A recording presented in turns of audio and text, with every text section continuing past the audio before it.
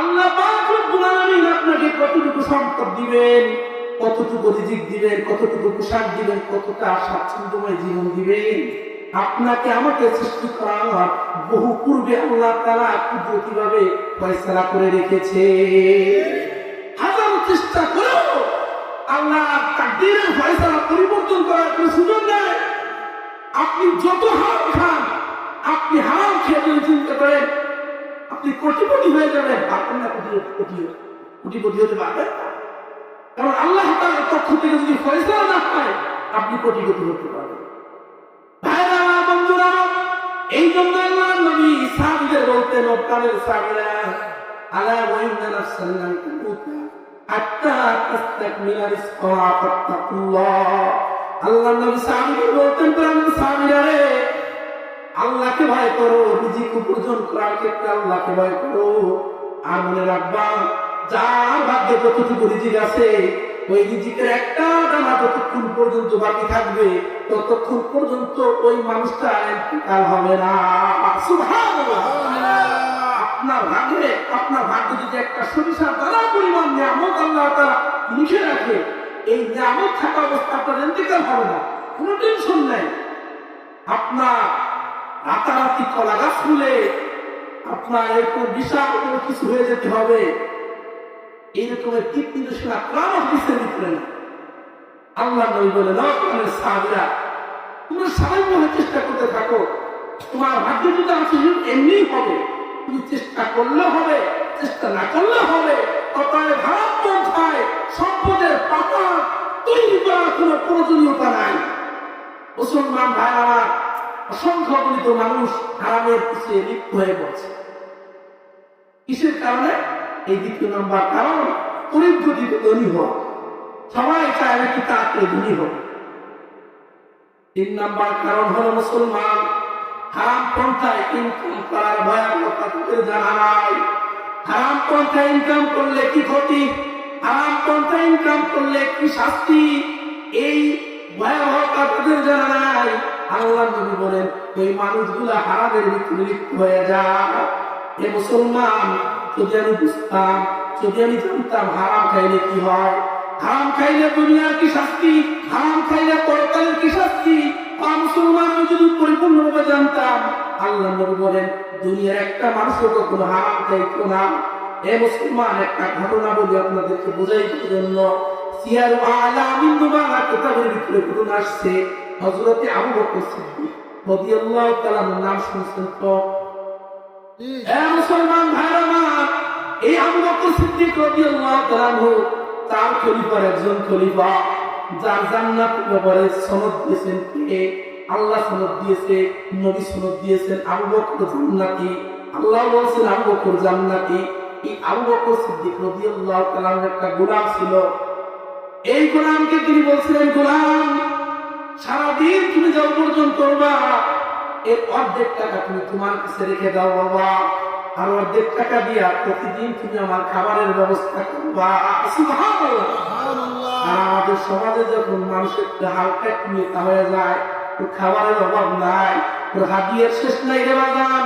দলের পক্ষ থেকে, অমুকের পক্ষ থেকে, তমুকের পক্ষ থেকে কত ধরনের হাদিয়া যে আসে, হাদিয়ার রাস্তা খুলে যায়। হাদিয়ার রাস্তা কি হয়ে যায়? সাধারণ পাতি নেতার পিছিয়ে একটু ঘুরলে পর্যন্ত হাদিয়ার রাস্তা খুলে যায়। এটা হাদিয়ার, এটা ঘুষ। এটা কি ঘুষ? ও মুসলমান ভাইয়ের আমার, এই আবু বকর সিদ্দিক রাদিয়াল্লাহু তাআলা তিনি তার গোলামকে বলতেছেন, ও বাজান, তুমি সারাদিন যা উপার্জন করবা অর্ধেক টাকা তোমার কাছে রেখে দাও, আর অর্ধেক টাকা দিয়ে তুমি আমার খাবারের ব্যবস্থা করবা। এবার তুমি মনোযোগ সহকারে শুনবেন। এই আবু বকর সিদ্দিক রাদিয়াল্লাহু তাআলার গোলাম প্রতিদিন আবু বকর সিদ্দিক রাদিয়াল্লাহু তাআলার জন্য খাবার প্রস্তুত করে। আবু বকর সিদ্দিক রাদিয়াল্লাহু তাআলা প্রতিদিন জিজ্ঞাসা করে, বাজান, আজকে যে তুমি আমার খাবারের ব্যবস্থা করলা, কোন টাকা দিয়ে করছো? এটি কি হালাল নাকি হারাম? অন্যের হক নষ্ট করে, অন্যের মাথায় বাড়ি দিয়ে এই টাকা উপার্জন করে আমার খাবারের ব্যবস্থা করছো, না কেমনি করছো? বাজান, হিসাব দেওয়া।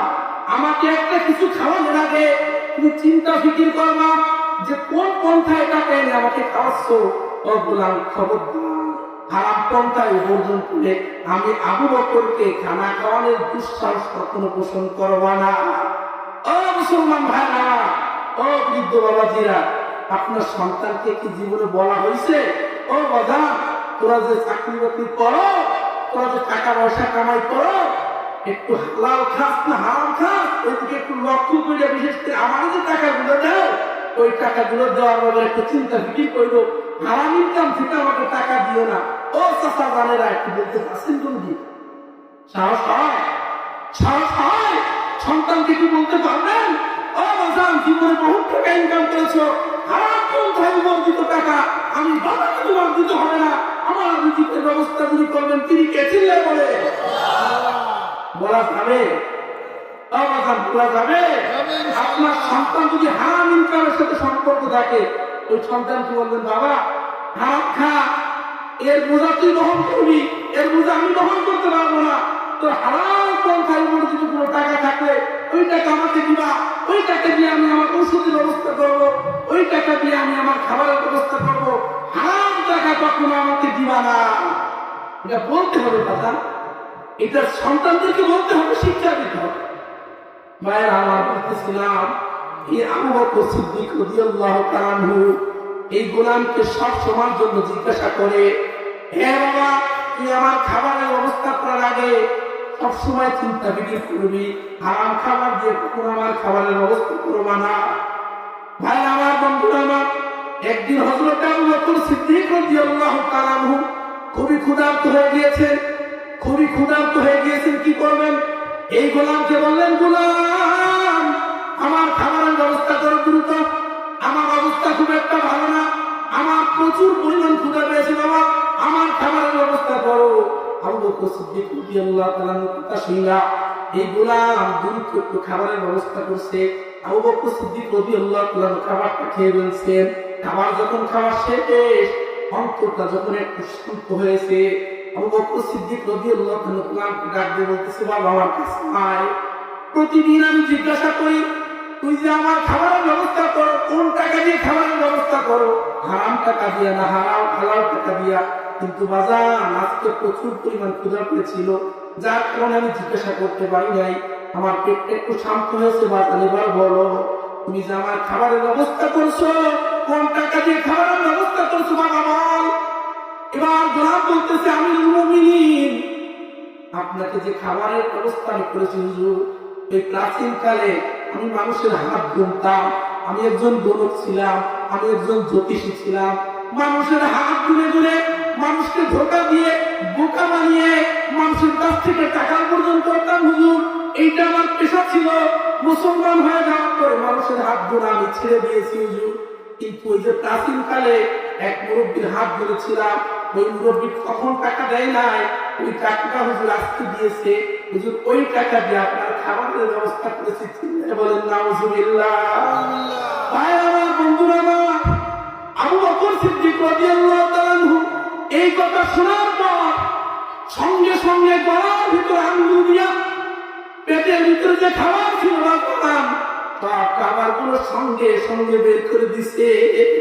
আরে মুসলমান হারাম খায়, এবং হারাম খাইতে খাইতে হারাম সম্পদের পাহাড় তৈরি করে ফেলেছিল বাবা, কিন্তু কখনো চিন্তা ফিকেরও আসে না যে আমি হারাম উপার্জন কইরা আমার কি হবে।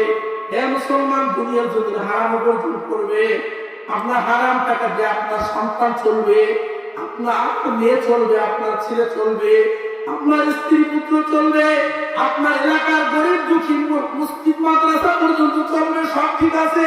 অবাদান কিয়ামতের ময়দানে যখন বাস শুরু করবে এই কাউকে খুঁজে পাবেন না, আপনার সন্তানকে খুঁজে পাইবেন না রে বাবা, আপনার মেয়েকে খুঁজে পাইবেন না, আপনার স্ত্রীকে খুঁজে পাইবেন না, এই মসজিদ মাদ্রাসা কিছুই খুঁজে পাবেন না। কিয়ামতের ময়দানে হারাম উপার্জন করলে বাজান প্রত্যেকটা মার আপনার আমার পিঠেই পড়বে। এই জন্য ভাই আমার আপনাদের পায়ে হাত দিয়ে বলে যাই, খবরদার বাজান কখনো হারামে লিপ্ত হব না। এই হারামে লিপ্ত হইয়া কত মানুষের খাবারের ব্যবস্থা করতেছি বাজার, কিন্তু কিয়ামতের ময়দানে যখন আল্লাহর দরবারে হিসাব দিতে হবে সব শাস্তি আমার নিজেরই ভোগ করতে হবে। ভাই আমার বন্ধুরা আমার, আমি বুঝাইতে চাই মানুষ হারাম খায় কয় কারণে? তিন কারণে। তৃতীয় নাম্বার কারণ, যেই মানুষ জানে না হারাম খাইলে কি হয়, হারাম খাওয়ার শাস্তি কি, দুনিয়াবী শাস্তি কি, পরকালীন শাস্তি কি, এই বিষয়গুলি তাদের জানা নাই, এই মানুষগুলো হারাম খায়। মুসলমান তার আজকে জেনে যান, আজকে বুঝে যান, হারাম খাইলে দুনিয়ার কি শাস্তি, হারাম খাইলে পরকালের কি শাস্তি। মুসলমান দুনিয়ার জমিনে যারা হারাম খাইবে ওদের পরকালীন শাস্তি দুইটা, আর দুনিয়াবী শাস্তিও দুইটা। পরকালীন যে দুইটা শাস্তি দিবে, এক নাম্বার শাস্তি হলো দুনিয়ার জমিনে যারা হারাম খাইবে, আল্লাহ নবী বলেন এই মানুষগুলা চিরস্থায়ী জাহান্নামী হয়ে যাবে। হারাম খাইলে কি হয়? বাজার আপনারা মনে করতেছেন এই মোল্লা মনে হয় মুখস্থ কথা বলে, বাজার হাদিস ছাড়া কোনো কথা বলি না, কোরআনের আয়াত ছাড়া আলোচনা করার অভ্যাস নাই। বাজার আলা রাসূলুল্লাহি সাল্লাল্লাহু আলাইহি ওয়াসাল্লাম মান কাতাতা হাক্কান লিল মুসলিমিন বিয়ামিনিহি ফাকাদ আযাল্লাহু লাহু নার ওয়া হারামা আলাইহিল জান্নাহ। আপনারা আমার পয়গম্বর জানায় দেয়, যারা হারাম পন্থায় টাকা উপার্জন করবে কিয়ামতের ময়দানে আল্লাহ পাক রব্বুল আলামিন ওদের জন্য কিয়ামতের ময়দানে জাহান্নাম ওয়াজিব করে দিবে। কি ওয়াজিব করে দিবে? হে মুসলমান, হারাম খাইলে জাহান্নাম ওয়াজিব। দ্বিতীয় নাম, আল্লাহ নবী বলেন শুধু জাহান্নাম ওয়াজিব হবে না, তাদের উপরে জান্নাত চিরস্থায়ীভাবে হারাম হয়ে যায়। হারাম খাইলে পরকালীন যে ক্ষতি, তার এক নম্বর ক্ষতি কি? মুসলমান, হারাম খাইলে পরকালীন যে ক্ষতি, তার এক নাম্বার ক্ষতি হলো চিরস্থায়ী জাহান্নাম। চিরস্থায়ী জাহান্নাম, আল্লাহ নবী বলেন জাহান্নাম ওয়াজিব হয়ে যাবে আর জান্নাত তার জন্য হারাম হয়ে যাবে। আল্লাহ নবীর এক সাহাবী বললেন, ইয়া রাসূলুল্লাহ, ইয়া হাবিবাল্লাহ, হারাম থেকে তো কোনো মানুষ বাঁচতে পারে না, প্রত্যেকটা মানুষ তো কম বেশ হারামের সাথে সম্পৃক্ত। ইয়া রাসূলুল্লাহ, ইয়া হাবিবাল্লাহ, কতটুকু পরিমাণ হারাম খাইলে জান্নাত হারাম হয়ে যায়, কতটুকু হারাম খাইলে জান্নাত হারাম হয়ে যায় এবং জাহান্নাম ওয়াজিব হয়ে যায়, কি পরিমাণ হারাম খাইলে? আল্লাহ নবী বলেন, সাহাবীরা, যদি ওয়াইন কানা তাযিবান মিন আরাক, আল্লাহ নবী বলেন আরাক বৃক্ষ একটা গাছ, এই আরাক গাছের একটা ডাল কোটি টাকা সম্পদ না বাজান, একটা গাছের ডাল কোটি টাকার মূল্য। আল্লাহ নবী বলেন যে একটা গাছের ডালের যে পরিমাণ মূল্য, এই মূল্যের সম্পদ যদি কেউ হারাম পন্থায় উপার্জন করে, আল্লাহ তাআলা তার জন্য জান্নাতকে হারাম করে জাহান্নাম ওয়াজিব করে দিবে। ও মুসলমান, তাহলে চুল পরিমাণ হারাম যদি খায় তাহলে জাহান্নাম ওয়াজিব হয়ে যাবে, জান্নাত হয়ে যাবে হারাম। এক নাম্বার শাস্তি। দ্বিতীয় নাম্বার শাস্তি, আল্লাহ নবী বলেন দুনিয়ার জমিনে যারা হারাম খাবে ওদের সঙ্গে আমার আল্লাহ কিয়ামতের ময়দানে কথা বলবেন না। এ মুসলমান ভাইরা আমার, সাপোজ একটা উদাহরণ দিই, একজন মানুষ আপনাকে দাওয়াত দিছে, দাওয়াত দেওয়ার পরে যিনি আপনাকে দাওয়াত দিয়েছে তিনি যদি আপনার সঙ্গে কথা না বলে, আপনার দিকে যদি না তাকায়, তাহলে আপনি কি পরিমাণ কষ্ট পাবেন। উদাহরণস্বরূপ আলী হোসেন খাগা আমার বড় মহব্বত করে, উনি মহব্বত করে আমার দাওয়াত দিচ্ছে, এখন ওনার বাড়িতে আমি আসার পর এখন চাচা যদি আমার সঙ্গে কথা না বলে, আমার দিকে যদি না তাকায়, তাহলে আপনারা বলেন যে আমার অন্তরের ভিতরে কি পরিমাণ ব্যথা এবং দুঃখ অনুভব হবে। ভাইরা আমার, বন্ধুরা আমার, আল্লাহ নবী বলেন দুনিয়ার জমিনে যারা হারাম খাবে কিয়ামতের ময়দানে সালাসাতুন লা ইউকাল্লিমুহুমুল্লাহু ইয়াওমাল কিয়ামাহ। আল্লাহ নবী বলেন দুনিয়ার জমিনে যারা হারাম খাবে তাদের সঙ্গে আল্লাহ তাআলা কিয়ামতের ময়দানে কথা বলবেন না, কথা বলবেন না। ওয়ালা ইয়ানজুরু ইলাইহিম, আল্লাহ নবী বলেন কথা বলা তো দূরের কথা, আল্লাহ তার দিকে তাকাবেন না। ওয়ালা ইউসাক্কিহিম, আল্লাহ তাআলা তাদেরকে পবিত্র করবেন না। হে মুসলমান, বুঝে থাকলে বলুন, কিয়ামতের ময়দানে আমাদের সকলকে যিনি দাওয়াত দিবেন তাকে আল্লাহ। খুলে বলুন কে? আল্লাহ। কিয়ামতের ময়দানে ওই আল্লাহ যদি আপনার আমার দিকে না তাকায়, কিয়ামতের ময়দানে আল্লাহ যদি আপনার আমার সঙ্গে কথা না বলেন, কিয়ামতের ময়দানে ওই আল্লাহ পাক রব্বুল আলামিন আপনাকে আমাকে যদি গুনাহ থেকে পাপ থেকে পবিত্র না করে, ওবাদান চিন্তা করে দেখেন তাহলে আপনার আমার অবস্থা কি হবে। আল্লাহ নবীর সাহাবী আবু যর গিফারি রাদিয়াল্লাহু তাআলা দাঁড়িয়ে গেলেন, ইয়া রাসূলুল্লাহ, ইয়া হাবিবাল্লাহ, মান হুম? এই তিন শ্রেণীর মানুষ যাদের সঙ্গে আল্লাহ তাআলা কিয়ামতের ময়দানে কথা বলবেন না, যাদের দিকে আল্লাহ তাআলা তাকাবেন না, যাদেরকে আল্লাহ তাআলা পবিত্র করবেন না।